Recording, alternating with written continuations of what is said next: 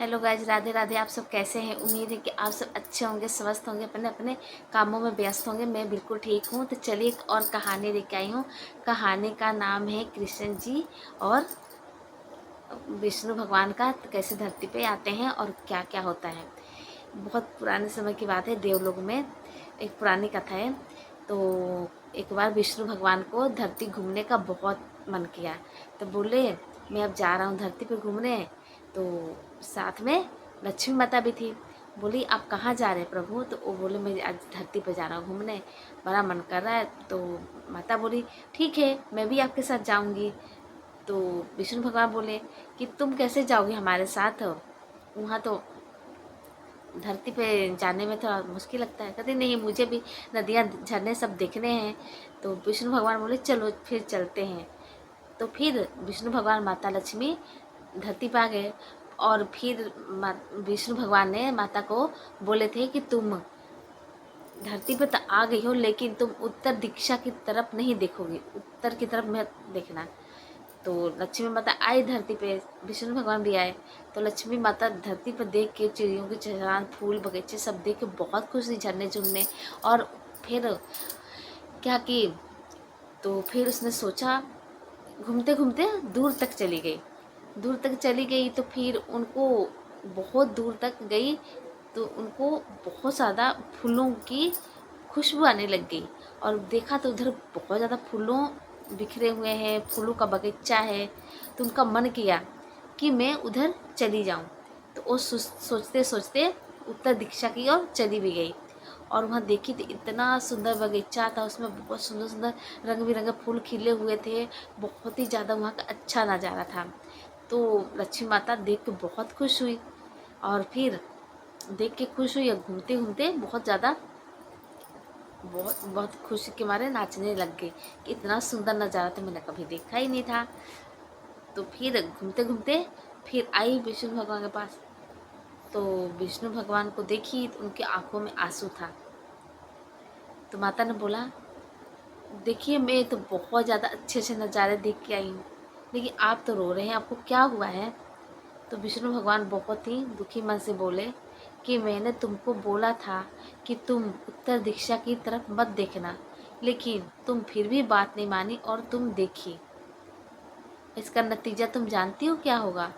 तो माता बहुत घबराई और बोली क्या होगा प्रभु, मुझे तो नहीं समझ आ रहा है। तो बोले इसका नतीजा होगा कि तुम अलग हो जाओगे मेरे से, और जो फूलों का बागों का मालिक था उसके घर तुम्हें नौकरी करनी पड़ेगी, नौकरानी बन के रहना पड़ेगा। तो लक्ष्मी माता बहुत घबराई, बोली ऐसा है प्रभु, अब मैं क्या करूं? तो विष्णु भगवान बोले तुमने तो गलती किया है, अब तो तुम्हें सज़ा मिलेगी ही। तो माता बोली अब मुझे इसके लिए क्या करना पड़ेगा? बोले विष्णु भगवान इसके लिए कुछ नहीं, तुम्हें 1 साल तक उस आदमी के घर में नौकर बन के रहना पड़ेगा। माता बोली ठीक है, अगर यही है मेरे लिए सज़ा तो ठीक है, मैं उस माली के घर में जाके नौकर बन के रहने के लिए तैयार हूँ। तो विष्णु भगवान भी बोले चलो ठीक है, अब हम 1 साल बाद ही मिलेंगे। तो लक्ष्मी माता क्या करती, विष्णु भगवान चले गए, लक्ष्मी माता भी कुछ एक कन्या का रूप धारण कर ली और मैं गंदे से कपड़े पहन ली जैसे गरीब लोग पहनते हैं। और फिर घूमते घूमते माली के घर के पास आई। तो वो बोली काका मैं बहुत गरीब हूँ, मुझे आपके घर में रहना है और मुझे कुछ काम दे दो, मैं आपके घर का काम भी करूँगी और मुझे रहने का स्थान भी मिल जाएगा। जो माली किसान था वो बहुत ज़्यादा दयालु था। उसकी पहले से ही 3 बेटियां थी और वो अपने बेटियों से बहुत ज़्यादा प्यार करता था। और उसके घर में किसान माली था, उसकी पत्नी थी और 3 बेटियां थी और सब मिलके बहुत खुशी से रहते थे। तो मालू जो था वो बहुत ही दयालु था। उसने बोला तुम इधर कैसे आ गई हो? तो बोली मैं घूमते घूमते आई, मैं बहुत दिन से भूखी प्यासी हूँ मैं बहुत गरीब हूँ, अनाथ हूँ, मेरा कोई नहीं है। आप मुझे अपने घर में नौकरी दे दीजिए और मुझे रहने का स्थान दे दीजिए।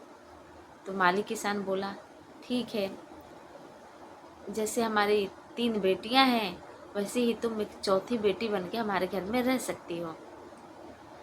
तो लक्ष्मी माता बहुत खुश हुई और फिर उनके साथ वो रहने लग गई। माली जैसे अपनी बेटियों को मान जान करता था वैसे ही लक्ष्मी माता बनी छोटी बच्ची का भी बहुत ज़्यादा मान सम्मान करता था। ऐसे करते करते दिन बीतते गए। माली के बगीचे में बहुत अच्छे अच्छे फूल खिले। माली ने उस फूल को बेच के बहुत ज़्यादा और भी खेती की, तो फिर बहुत ज़्यादा फिर मुनाफा हुआ। तो फिर उसने बहुत सारे फसल बेच के और ज़्यादा खेती की, तो फिर और ज़्यादा फसल अच्छी हुई। इस तरह उसने बहुत सारा, उसके पास धन इकट्ठा हो गया। तो उसने एक सुंदर घर भी बना लिया और उसमें सब रहने लग गए। तो फिर उसने सोचा, इस कन्या के आने से हमारे घर में कितना धन दौलत बढ़ गया है। पहले तो हमारे पास खाने के लिए भी कुछ नहीं होता था ज़्यादा, अब तो हमारे पास अपना घर भी हो गया है और हम कितने खुशी से जीवन व्यतीत करते हैं। एक कन्या बहुत ही हमारे लिए किस्मत वाली साबित हुई। तो फिर वो जो लक्ष्मी माता बनी थी, कन्या को बहुत ज़्यादा मान सम्मान करने लग गया। तो फिर ऐसे ही दिन बीतता गया। तो वो दिन भी आ गया जब लक्ष्मी माता को धरती से विदा होने का समय था। तो फिर जब वो दिन आया तो लक्ष्मी माता ने अपना रूप धारण कर लिया। तो किसान ने देखा जो छोटी कन्या थी वो माता लक्ष्मी का रूप धारण कर ली, एक बड़ी कन्या और सजी धजी माता बन गई। तो किसान देख के हैरान हुआ, बोला, आप कौन हो? तो माता बोली, मैं लक्ष्मी माता हूँ कि मैं इस धरती पर घूमने आई थी। विष्णु भगवान ने, मेरे स्वामी ने बोला था कि तुम उत्तर दिशा की तरफ मत देखना, पर मैं इतनी खुश हुई तो मैं इधर भी आ गई घूमते घूमते और मुझे पता भी नहीं चला कब मैं यहाँ तक पहुँच गई। तो फिर मुझे 1 साल के लिए सज़ा मिला कि मैं साधारण कन्या बनकर आपके घर में नौकर बन के रहूं। ये सब सुन के किसान बहुत ज़्यादा दुखी हुआ, बोला, आप माता हमारे साथ थी और हमें पहचान भी नहीं पाया और आप हमारा इतना सहायता करती रही, मैं कुछ भी मूर्ख नहीं जान पाया कि आप माता हैं। हमने आपको कुछ कष्ट भी दिए होंगे, दुख भी दिए होंगे, उसके लिए हमें माफ़ कर दीजिएगा। माता मुस्कुराई और बोली, आपने मुझे कोई कष्ट नहीं दिया है, बल्कि मैंने आपके घर में रह के आपको कोई तकलीफ़ भी दी होंगी, तो उसके लिए भी क्षमा मांग रही हूँ। माता की ये सब बातें सुन के जो किसान था वो उनके पैरों में गिर गया और बोला, माता आप तो बहुत धन्य हैं, आप तो बहुत ज़्यादा विनम्र हैं, आप सब पे दया कृपा बनाई रखती हैं, आप जहाँ भी रहती हैं वहाँ किसी भी धन की वहाँ सब धन से भर ही जाता है, किसी भी बात की कमी नहीं रहती है। आपके आने से ही हमारे घर में कितनी सुख सुविधा बढ़ गई। आप बहुत ही ज़्यादा हमारे लिए किस्मत वाली हैं साबित हुई और मैं आपको पहचान ही नहीं पाया। आपका दर्शन करके तो मेरी ज़िंदगी सफल ही हो गई। माता भी मुस्कुराई और बोली, हाँ, ज़िंदगी आपकी भी सफल हुई और मेरी भी हुई आपके घर में रह के, और एक साधारण कन्या बन के मुझे बहुत ज़्यादा खुशी हुई।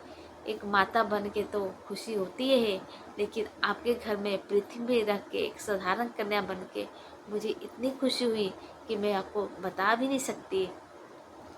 इतने में माता बोली, अब बहुत हो गया, अब तो 1 साल बीत गया, अब तो मुझे यहाँ से विदा होना ही पड़ेगा।